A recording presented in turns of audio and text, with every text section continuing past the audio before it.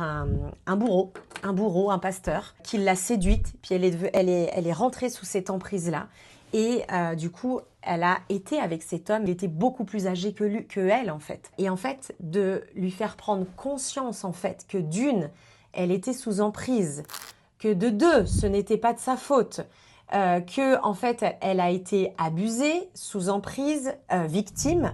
Lui faire prendre conscience qu'elle était une victime, vous savez que c'est très compliqué. Parce que en fait, quand une personne a été victime d'abus, d'agression sexuelle, elle est constamment dans une forme de culpabilité. Elle va avoir honte, elle va penser que c'est de sa faute parce qu'elle n'a pas réussi à dire non.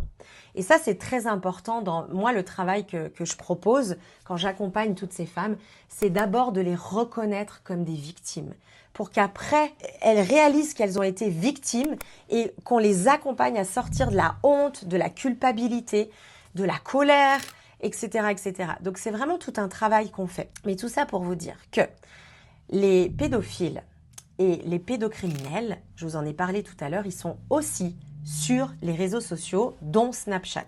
Ok ? Snapchat, c'est une catastrophe.